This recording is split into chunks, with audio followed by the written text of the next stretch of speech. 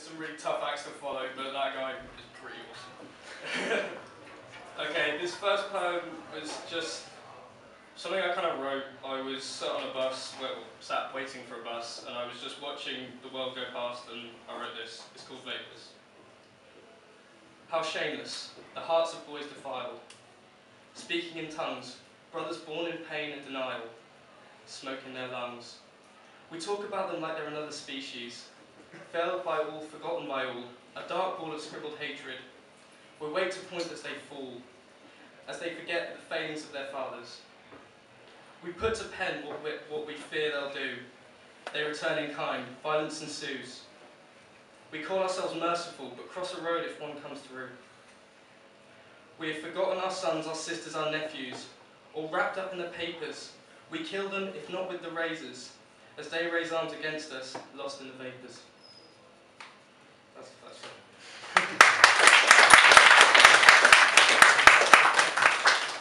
This next one's it's a love poem I wrote.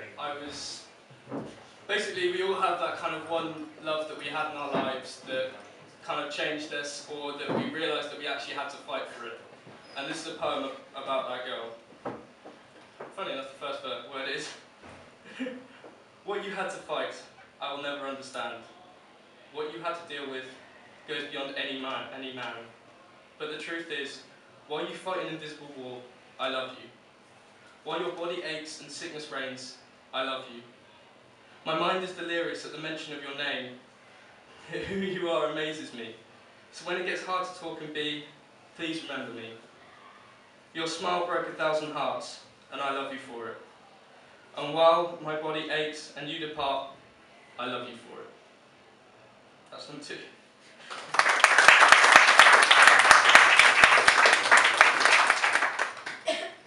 This one I wrote, I was looking at doing a criminology degree, and I kind of got obsessed with hooliganism and violence and all that, and I wrote a poem about it. So, blast-beaten streets scream for blood, after the battles in fields of mud. Men and boys scream and wail, and an enemy to no avail. Hats pulled down to the propaganda, scarves pulled up like a bandana. Weapons at his feet, weapons in his hands. They are all the soldiers of the damned. Some are at home, some are away, like many young males betrayed. Their tactics insane, their endings pain. But who is really to blame? But the war is now written on sportswear, with bricks and Nike ticks there.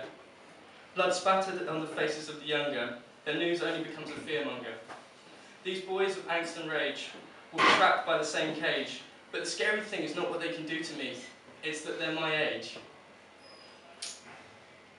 And then this is the second to last one. It's about, my friend had a kind of a scary experience. He basically he was scared that he'd got a girl pregnant, and I spent about a week kind of trying to counsel him through it. And I don't really know how to kind of cope with those levels of emotion, so I wrote a poem about it. It's called A Dedication.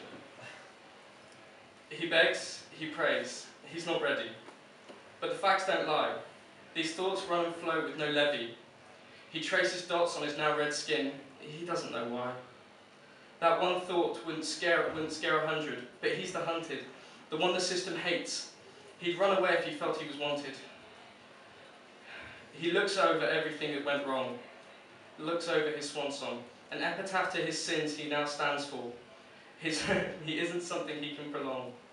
As time ticks, so much slower than his wrist, his hands become fists. This will be the death of me, he thinks. He's on another one of society's lists. Right now, as the cells begin to cleave, begging for thoughts to leave, sitting on the floor screaming, that could be her in 35 weeks.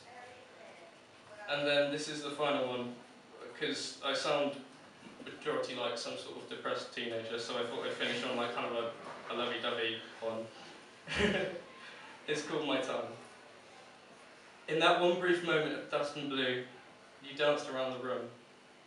My brain was fixated, elated, lost, all because of you. You weren't one of Degas' dancers, but my smile broke at your disjointed shimmy.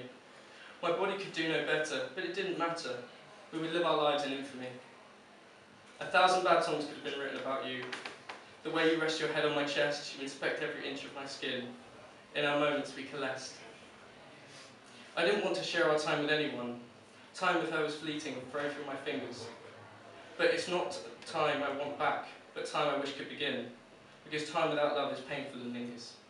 Thank you.